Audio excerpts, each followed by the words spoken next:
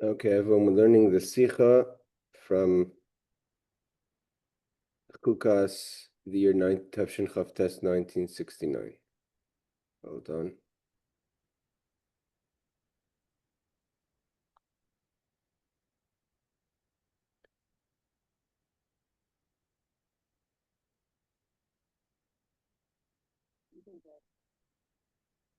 Hold on.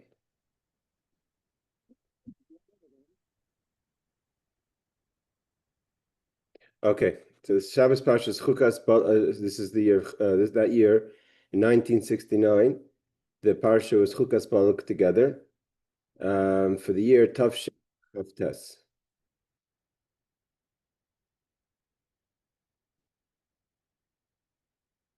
Hey, Bob, we're just getting ready to start.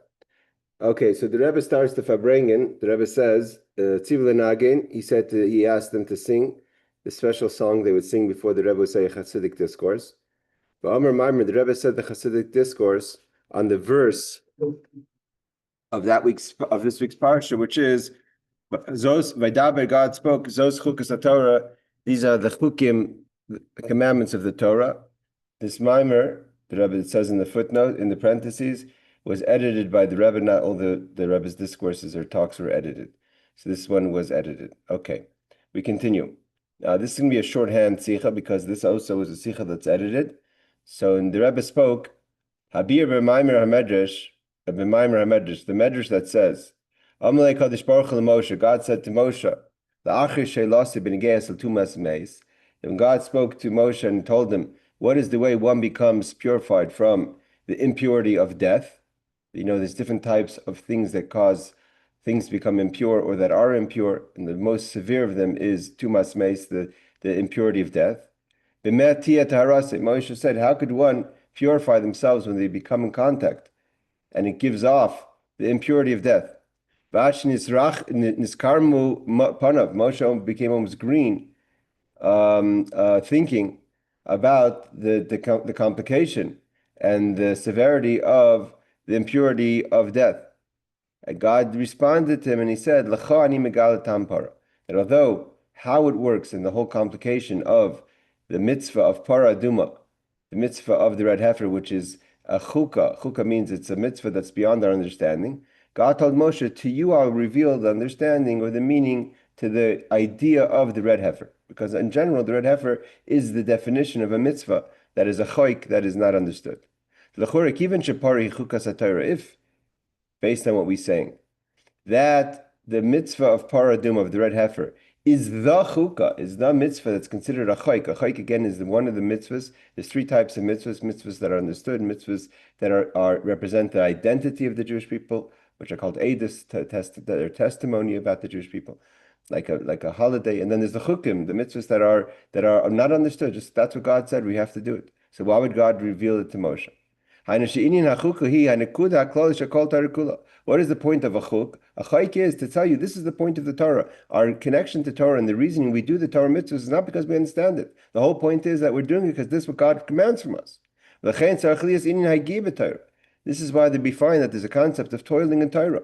Torah is not something you have to toil and work hard to try to find a connection to Torah and an understanding within your limitations to Torah. All the toilings for us to reach that level of chayk, the level of the unknown of Torah, that is beyond our comprehension. Hare, so if that's the case, if there's an idea in Torah of things that are the unknown, there's the depth that's beyond our comprehension. So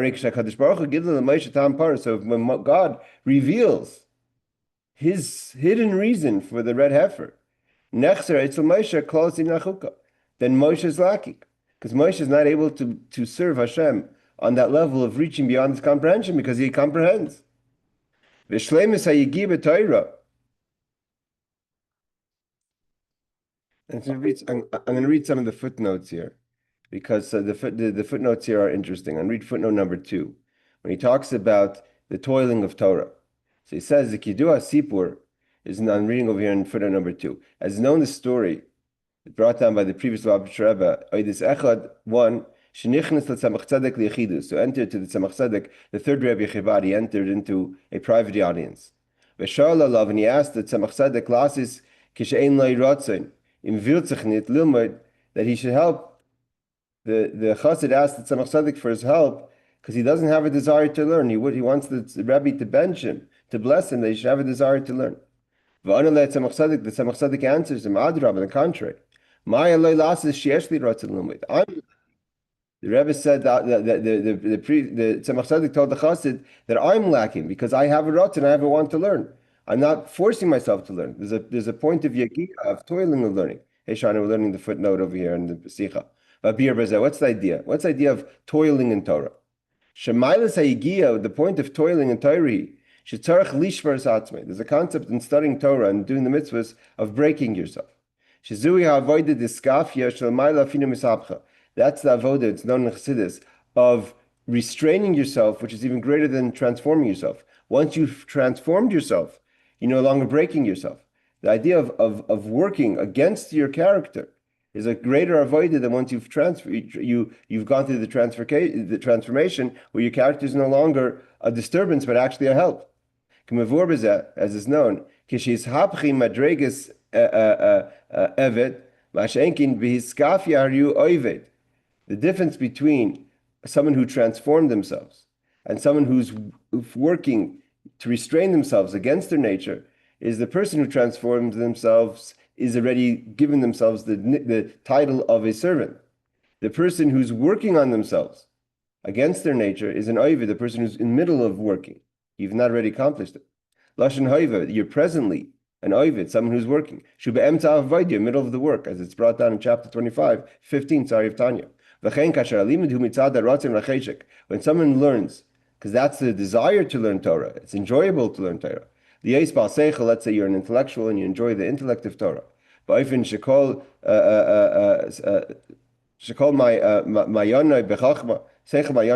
you have an interest in learning the intellect. It's but then you're learning and the knowledge you're gaining, but you're lacking the avodah, the toiling of Torah. And therefore the Rebbe says, it's specifically when you're toiling against your nature, is when you're able to comprehend things that are on a much greater level than when you're learning easily. Kivan, you're lacking that through my poverty, through working on myself, I have merchav, I have broadness. Is when you toil, when you push against the pressure of yourself, is how you get broadness. So if you don't have any pushback within yourself against learning, so you don't get the benefit of anoni b'merchav, to have a broadness. If you don't have the meitza, you don't have the restraints, the limitations, you don't have the outcome of merchav, of broadness. This is a rule of thumb in Chassidus in general.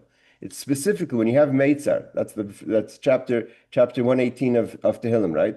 Mina meitzar karasa yudke. For meitzar, for my restraints, for my limitations, for my narrowness, I'm calling out to God, and because of I'm calling out to God in a narrow situation, is anani, when He answers me, when I get the response, is b'merchav, is in broadness.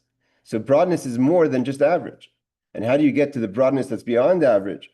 Is by calling out in a situation of meitzar, of restraints. Okay, let's go further back to the text. So the question is that Moshe was lacking the idea of yagia. Moshe was lacking the idea of toiling because God revealed to him the secrets of paraduma. So he was lacking the chayk. He was lacking this idea of yagia bin Torah. Because we know specifically when you're lacking something, when you're yagaita, it says yagaita matzasa. When you toil, you're going to find. And we know that what comes to a person when you're least expecting it is a mitzvah, something that you're toiling on. When you don't have the das, you don't have the understanding. So the Rebbe explains, the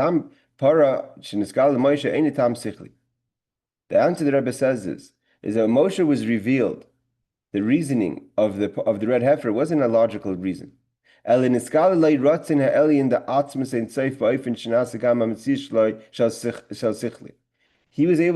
revealed by Hashem. What was revealed to him by Hashem was the point, the essence of the thought of the mitzvah that gives off some sort of logic. But he was revealed to the core, the motivation of the mitzvah. That was revealed to Moshe.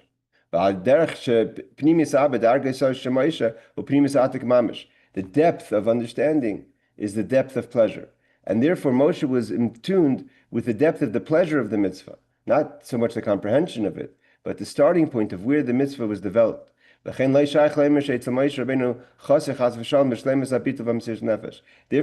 on the contrary, he wasn't lacking any of the self-nullification or of the self-sacrifice required in toiling of Torah, because he was at the starting point even before it was developed in some sort of reason. He was holding the point where the pleasure of the mitzvah is, which is the deepest level. Because Moshe is never his own identity. He has to give himself for something else. The only time you have to give yourself for something for God is if you're something and God's something else, and you're sacrificing your self-interest for God. Moshe was so connected to God. He was so in tune at the starting point of everything that there was no self to give over to God. He never had a self. His whole being was giving over self. There was no point of self-identity that he had to sacrifice for Hashem. And the rest of this talk is edited and printed in Likutei Sichas chapter volume 18 for more details of this talk. So we have a shorthand, I said, of this idea. Okay, the Rebbe continues. This is the year in Tafshin Chavtes, I believe. They were celebrating the previous Rebbe's birthdays also on the 12th of Tammuz. This Farbrengen is in honor of the 12th of Tammuz. This week also was Shabbos, where today's Shabbos is going to be the 9th of Tammuz. So it's the Shabbos leading into the 12th of Tammuz. So that is also the liberation and the birthday of the previous Lubavitcher Rebbe. And that year, 1969, was when the previous Rebbe would have been 90 years old, or going into his 90th year, which be his chapter of Tehillim was chapter 90. V'yesh lahaisif, shekenu b'negei l'mashin isbar b'maimer, but based on what it says in the Maimer, that Tefillah l'Moshe, we know chapter 90 starts with the prayer of Moshe. It's called Tefillas Asher. David's prayer is Tefillah la'ani, the prayer of the poor man. The prayer of the rich man is the prayer of Moshe. Even though it's seemingly a blessing for himself. So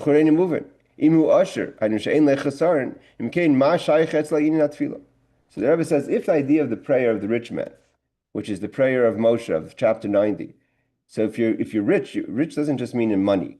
Rich means you're rich in all things, in anything that you could have poverty in.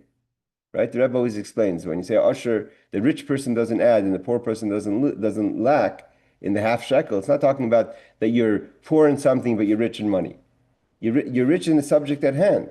So if Moshe is rich in all things, so what's he praying for? What's the idea of the prayer? Even if he's saying that there's a country out there that's been destroyed, someone else is lacking. He's praying for the other person. It's still not his prayer. It's not tefillah l'Moshe. The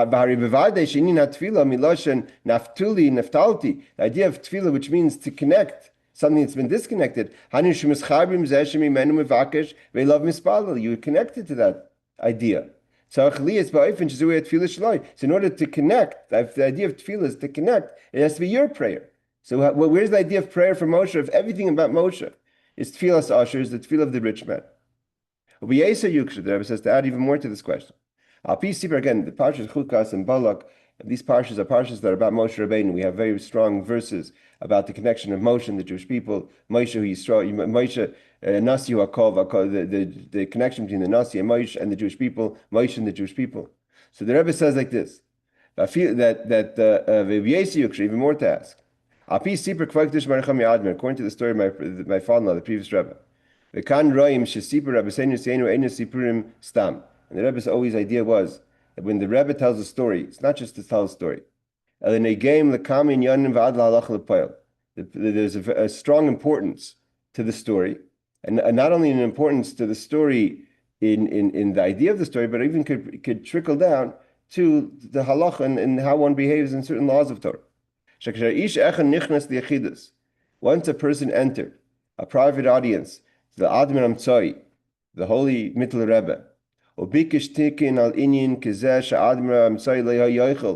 he asked for a tikkun, for a very severe transgression, that when he spoke to the Mittel Rebbe and he told him that we know what the transgression was, it was a pretty low act. And when he went to the Mittel Rebbe and he asked the Mittel Rebbe, how could I find a tikkun? How could I fix this really low act that I did? So the Mittel Rebbe couldn't limtzei ba'atzmai. Afilu b'dakis to he couldn't even find, in the most refined manner, a connection to this sin. He didn't answer the person. The Rebbe says here, there's a similar story to the Tzemach Tzedek. The L'chorei Nemuvin seemingly doesn't make sense. Why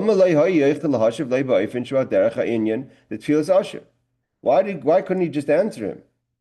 Like a Tfilas Asher, according to those who say that Moshe Rabbeinu's prayer is not a prayer for himself, but a prayer for others. So when the Mittel Rebbe or the Tzemach Tzedek hears that someone did a great transgression, a severe transgression, that requires a deep fixing, even if you can't find it within yourself any connection to the sin, but on behalf of someone else, you could help that person out. And even if I'm not lacking, which is the idea of the prayer of the rich person, that if you're saying the answer is because you're praying for other people, so too you can help fix for other people. Therefore, we must say that just like the prayer has to be for Moshe himself, so too the Mittel Rebbe, in order to connect and find the fixing for that person, the Mittel Rebbe has to find the fault within himself. In order to help someone else, you're not standing from a distance. Wow, that person's in real need. I'm nothing to do with that situation. But as a smart or a connected or a caring person, I'll advise or help that person. But I don't feel any connection to the person's problems. And the Rebbe says it doesn't work like that. The Mittel Rebbe couldn't communicate in a response to that person because he couldn't find within himself any connection to the violation, to the transgression. Vimkain, the question asks itself, so what is the prayer of Moshe if he's an Asher? Shehi tfilas Asher. So we have to define, what does it mean to have a tefillah? It means you need something, not that you're praying for someone else. If it's called a tefillah, the prayer of the rich person. And again, rich doesn't mean in one specific thing. It has to be all-inclusive. Again, just a side note, at the end of the story of the Mittel Rebbe, the Mittel Rebbe went out and he found within himself a way to connect a fault that he had that could connect to the fault of that person, and then he came back into the room and gave the person the tikkun. But in order to give the tikkun, the fixing for the person, he had to connect some way or another that he himself suffered from the same transgression. And obviously it wasn't anything in the same idea. It was an idea of that when he said chassidus, people didn't listen, so he felt like his saying chassidus could be wasteful, right? You talk and no one's listening. So he was able to connect to someone who did a sin similarly like that, obviously in a much more extreme of doing something that's wasteful. Okay. When the idea is like this. So the answer to the question is, what does it mean to have a prayer of a rich person? The difference is that when Moshe does pray for a city that's destroyed someplace, Harzut Tfilas Asher, Kimitzad ha'atzmis pnimis atik, the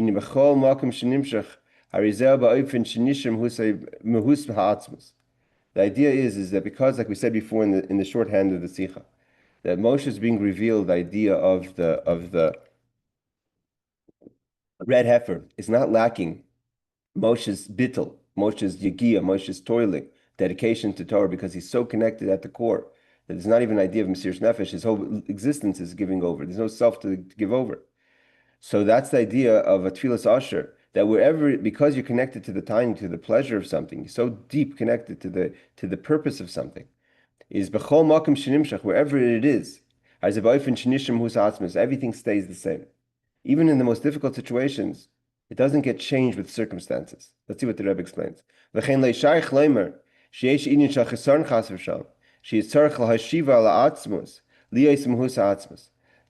the chesaron. What is the idea of an Asher? Asher, the definition of Asher, of a rich person in Torah, is not a person that has everything. That I'm going to fulfill everything that I'm lacking. Ashiris is even more than getting rid of the negative. An Ashiris is a positive. Means a person who says, I have everything, I'm a rich man, that's not the definition in Torah of rich. A rich woman is not the definition of wealth. Wealth is beyond just not having all your needs. It's a situation of absoluteness. And therefore, Moshe Rabbeinu is so, Ashiris in this case means, wealth means connected to the essence, connected to the starting point, which is the pleasure point of something. And therefore, there's no situation where a bad situation deviates from that. because the essence is everywhere. The essence has to be everywhere. You can't deviate from the essence. So therefore, he says, they can never be lacking. That he has to return to the essence. Because his whole essence, his whole being is essence. The Rebbe says, we can find that also in a lower way. As known the question. Okay,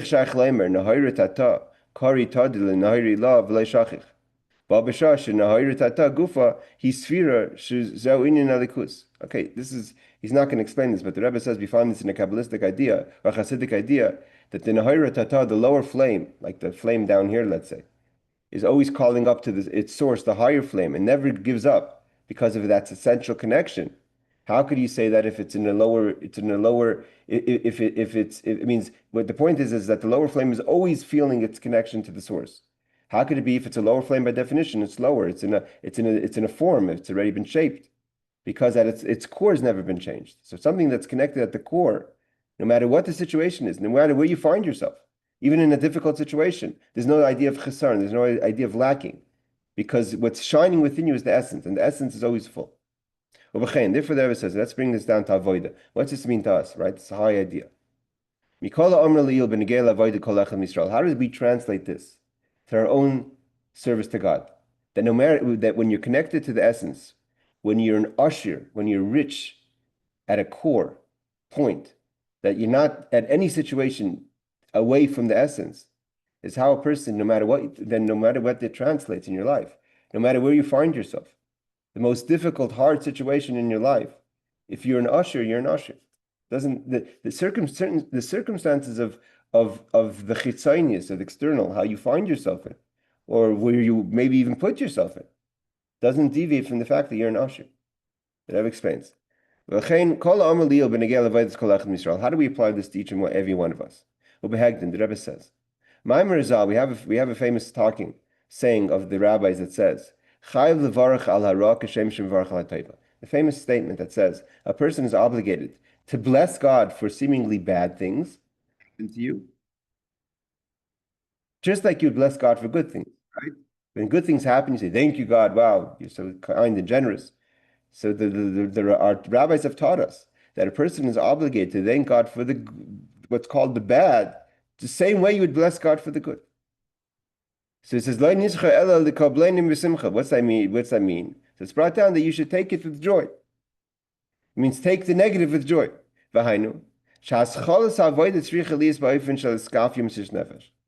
Means a person may ask, what do you mean? The obvious question is, and this is brought down in many svarim, stories of tzaddikim, of how does someone accomplish that you literally bless God for the bad and the good equally. So the Rebbe says, yes, the beginning is you have to start off, like we said before, min hameitza karasika. You're starting off from iskafia. You have to restrain yourself to put yourself in that mental situation that you're being thankful for the bad, like for the good, and even up to a level of mesiras nefesh, self-sacrifice. But you have to work on yourself. That what you start off as a strong avoida, to be able to thank God for the bad as you would thank God for the good, is that should lead to a way that's not just forceful, but it's a way of simcha, a way of joy. So seemingly it's a contradiction. If you already reached the level of happiness, so then by definition, you're not restraining yourself. You're not restraining yourself if you're happy. The word iskafia means you're breaking yourself. If you're happy, you're not breaking yourself. So how could you say that a person has to work on themselves, even break themselves, to mesiras nefesh, to be thankful for the bad and for the good, and then from there reach the simcha, then you're not breaking yourself. Moshe at first also, the Torah, the laws of the Paradum was not understood. Then God revealed it to him. But seemingly, once he revealed it to him, it's no longer a chukah, because now it's revealed. But once a person has accustomed themselves and made it your nature to always look at things in a positive way, work on yourself to make your want like God's want. Batal Ritzaincha, nullify your want. If ne Ritzainim, for the want of Hashem. Gemevor b'Kutei Torah Pratya Darga B'Zen, as the Kutei Torah explains the steps of how one does that. And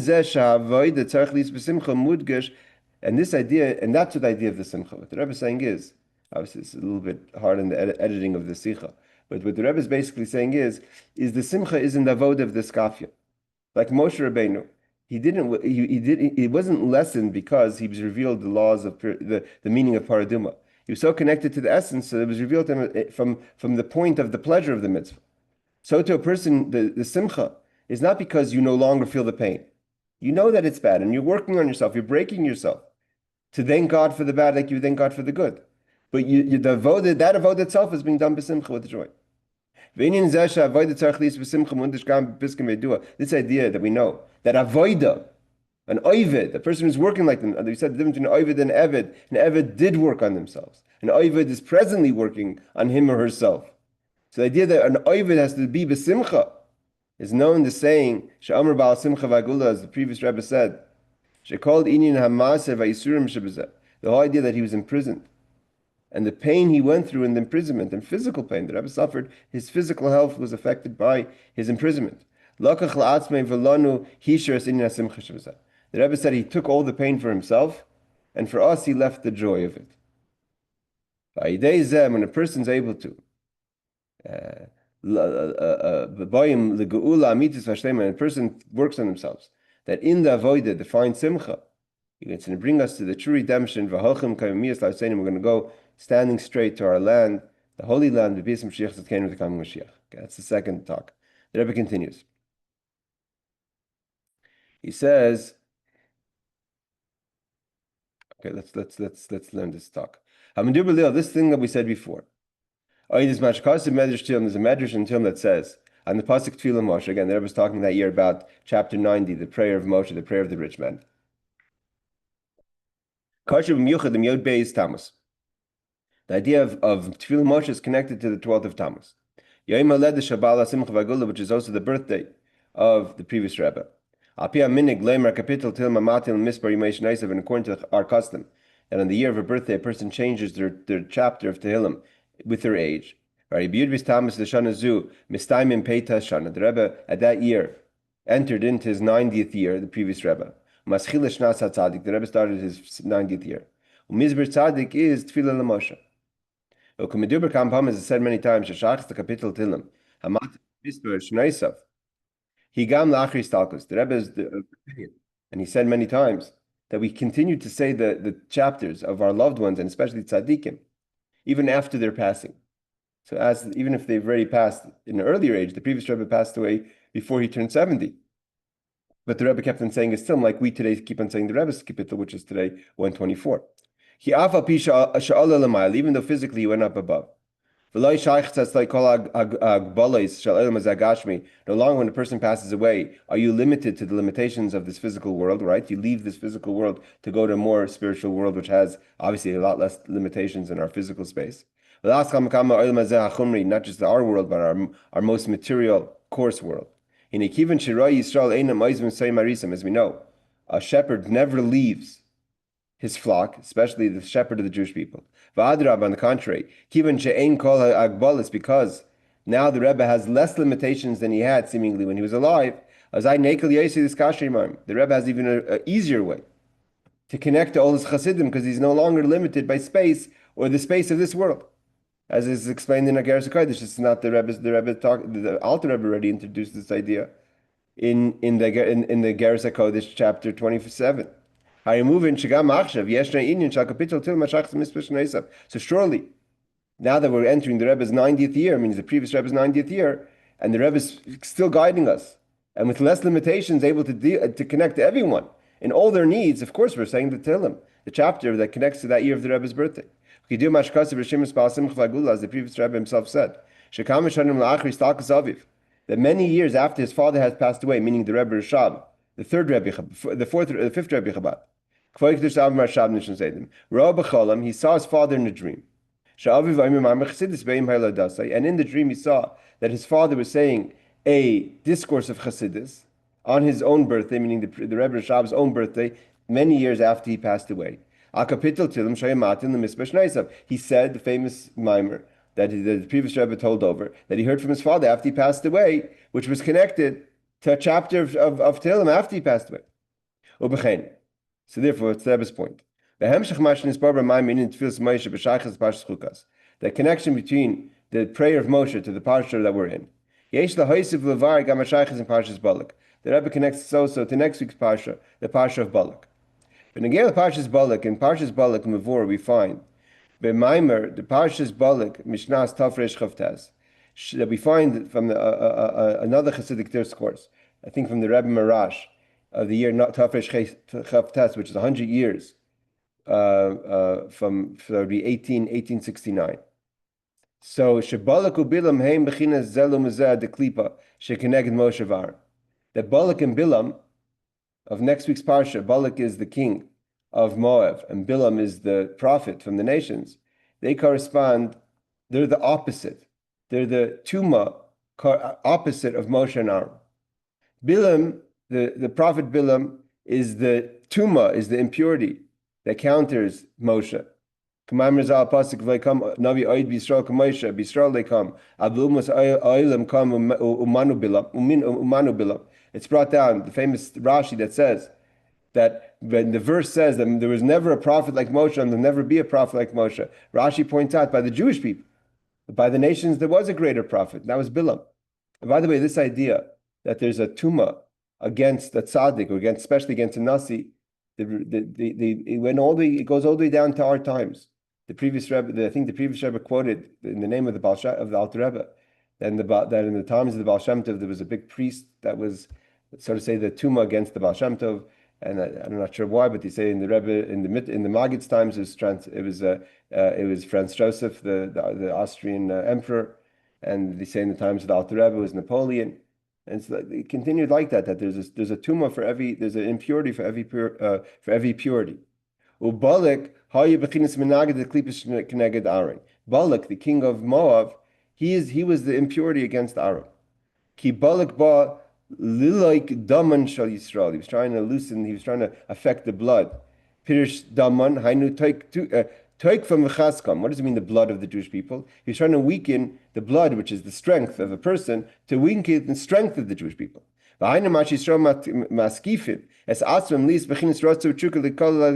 This blood desire that the Jewish people have to be connected to godliness, Balak was trying to weaken that. Excuse me, who was the opposite of the Franz Joseph? The Magdim is rich. Uh-huh. Franz Joseph is a hard person in the history for the Jewish people. Well, my father's, I think, grandfather or something in his town, and he was a simple tailor, was chosen to be the person from his town to greet Franz Joseph when he visited there. Interesting. On paper, they say Franz Joseph is a friend of the Jews. So there you go. My ancestor was chosen to have met him.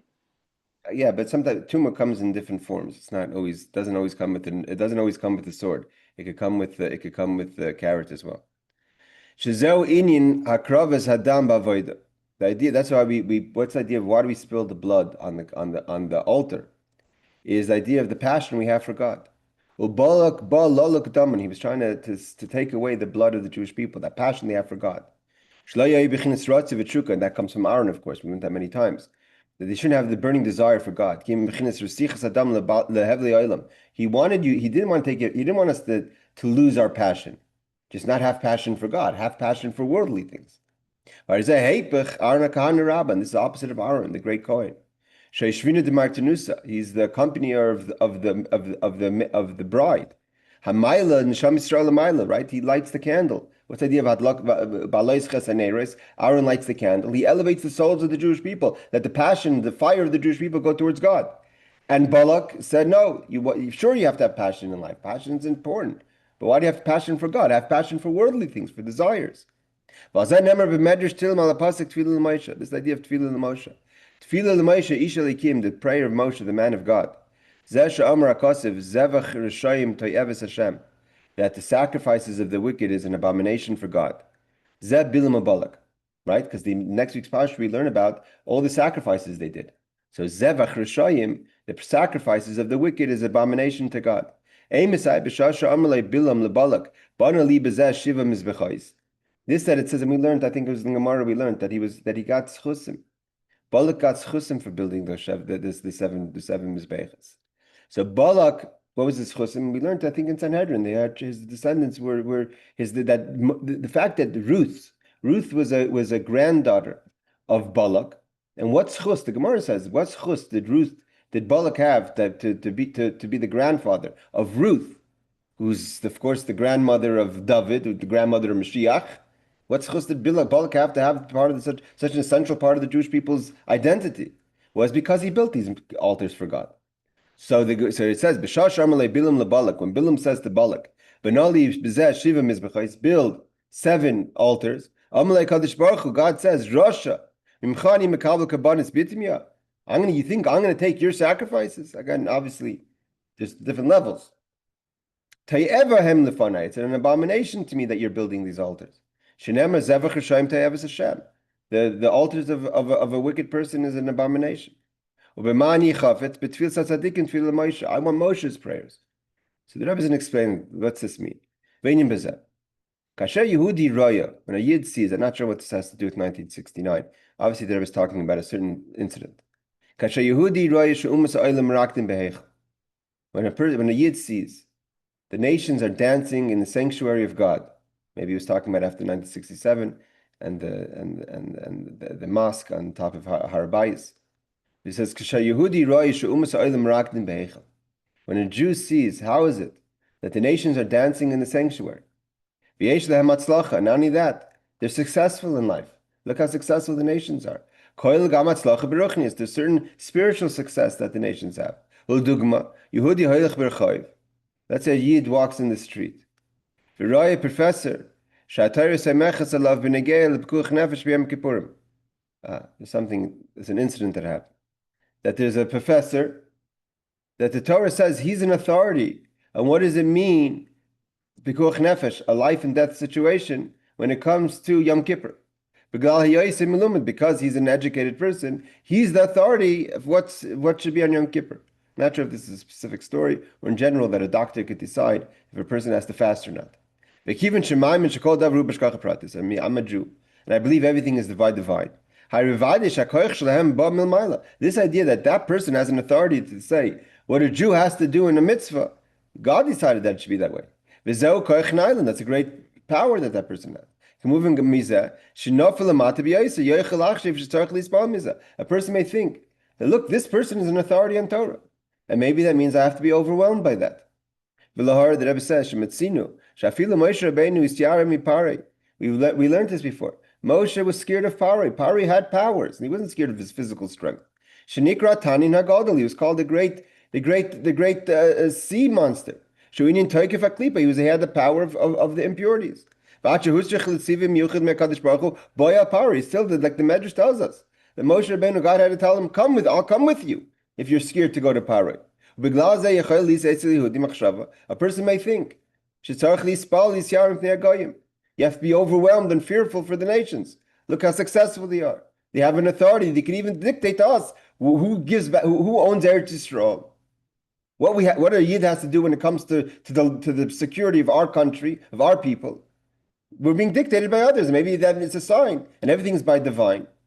The God says that sort of say our security seems to be dependent on other people. So maybe that means we have to be overwhelmed by that. Maybe that's is very much connected to what we're going through in our times. So therefore, the answer to such a person who thinks that way, that the sacrifices, seemingly the sacrifices of the wicked, is an abomination to God. Yes, you could call it a sacrifice. You could call it a mizbeach. So much so, like I said, the Gemara says he was blessed for that.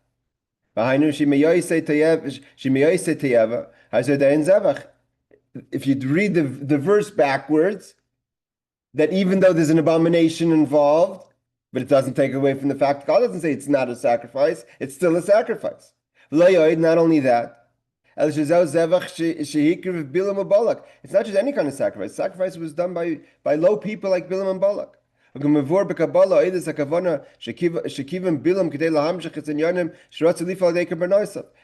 Bilam and Balak were using the sacrifices to manipulate their agenda. This is very much in line with the complicated issues that we're going through today, when seemingly Eretz Yisrael, seemingly the Jewish people, and seemingly could be coming from a good place, Zevach. But at the end of the day, is when you feel so choked and dependent, and you say, well, that's the way God wanted it. If you didn't want it, then it wouldn't be this way. They're able to bring down great powers. He was able to prophesy. Even if he has to fall down, but he had open eyes, he was able to say prophecy. Even though it doesn't say Vayikra, like Rashi says, Vayakar is a low way of speech, but it was still a prophecy. And not only that, here comes the prophet that Zavech Elikim is a Zavech Rishayim Tayeves Hashem, but it's a Zavach, it's a sacrifice, it's an abomination, but nevertheless he's saying prophecy. And what kind of prophecy? He's talking about the prophecy of the Mashiach, right? The greatest prophecies we have of the Mashiach is coming from Bilam. But Derech Koicha B'Yakov, Kom Shevet Yisrael, Yisrael Eisachayil. These are all part of his prophecies. God tells the Jew, you have to know Rishayim, that this is Zevach Rishayim. This is the sacrifices of the wicked. Tayeves Hashem, it's an abomination.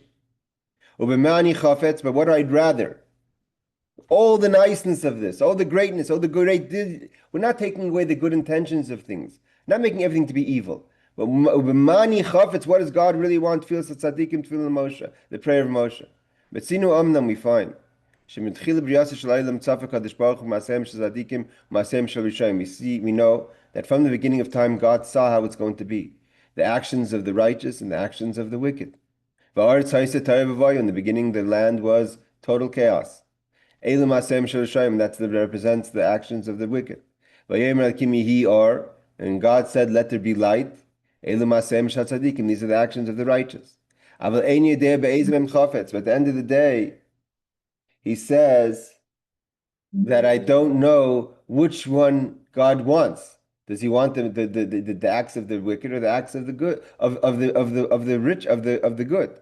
It means there is an opinion on the higher level that you could see things from the perspective that there's value to the Maaseh Rishayim. That's what the Medrash says. It's hard to know what God really wants. But at the end of the day, the conclusion is he does want the act of the good. He doesn't want the good, doesn't want even the good that's coming from the wicked. Let's see how the Rebbe finishes off. The Rebbe is obviously talking a bit coded, and this is, of course, between the difficult times between 1967 and the 1973 war. When the Rebbe says the bottom line is, a person may say, well, what do you want from us? We're in Gullus now. The Jewish people are in Gullus. We're dependent on the nations. You can't just do what we want to do. Dina de machusa dina, the law of the land is the law. Dirshur es hashal meir, asher higilesi eschem shama, asher higilesi eschem shama, vispalabada. Ask for the good of the country that I've exiled you to, pray on its behalf. So we have an obligation to pray on the behalf of the generous countries that have been hosting the Jewish people over the past 2,000 years. But at the end of the day, the Rebbe says, God decided to be this way. The reason why God decided that the law of the land is the law is because the power of this world is a representation of the power of God, whether people like it or not. That's the idea. When you see a powerful force in this world, it's a representation of the power of God, right? When they talk about in the Zohar of the image of God sitting on the chair, they describe it to Augustus, who is the Roman emperor. And God decided who's going to be the king, who's going to be the president. God is the one who owns kingship, not his own kingship only, but obviously who's the right to be royal, who has the right to rule. If that's the case, when it comes to means if the whole reason why the law of the land is the law, and the whole reason why there's a power is an expression of God's royalty, and if that comes into contradiction to the Jewish law and what's good for Jews, it has no power. The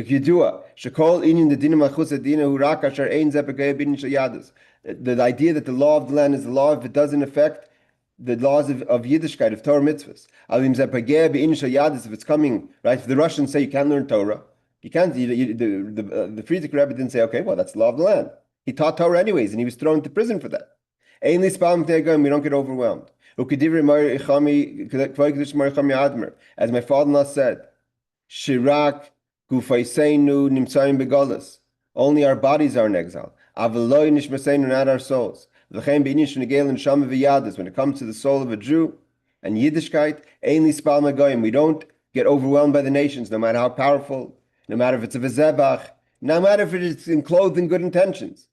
If it's not what's good for the Jewish people, it's not good for Torah, it's not what has to happen. No matter how strong they seem that they are. Even if the strength is not just a physical strength, but even a richness, even a spiritual strength.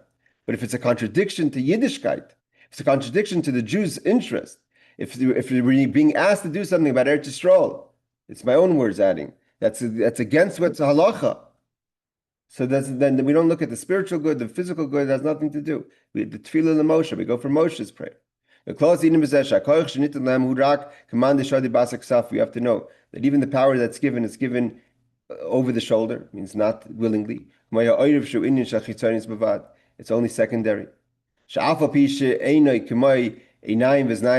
though like the back of a person's head, you don't have all the form of the face, the eyes, nose, and ears.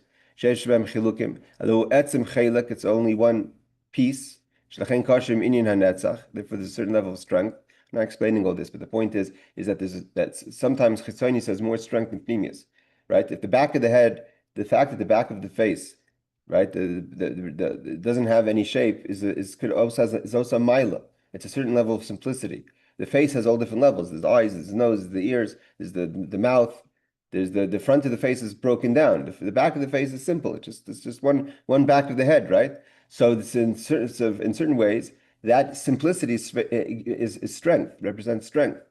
The idea of metzach, like the forehead is netzach, is everlasting. Nevertheless, it's the backside, it's not the front. The shoulders, that's lower than the head. The Rebbe says we don't get overwhelmed. And surely we're not fearful. The very fact that we don't allow ourselves to be scared. We're in Golas. We have to do what we're told. We can't defend ourselves. We can't defend Yiddishkeit. We can't defend the halacha that says you're not allowed to give back an inch of Eretz Yisrael. So we say, well, we're scared. What can we do? So the Rebbe says we're not scared. We're not overwhelmed by that. And that itself, that strength that we hold within ourselves, that breaks the power that is placed against us. That was the idea of the 12th of Tammuz. And the 12th of Tammuz, the previous Rebbe held strong, and that broke the strength of the communist. Until we reach to the level of the prophecy that says that the Malachim are going to be your help with the coming of Mashiach. Okay, everyone can take these holy words to their own understanding, and when it should be like that. The coming of Mashiach Tzedkenu may remain a mamish. Thank you, everyone, for joining. Shabbos, Laila Tov. Good Shabbos. Thank you, Rabbi.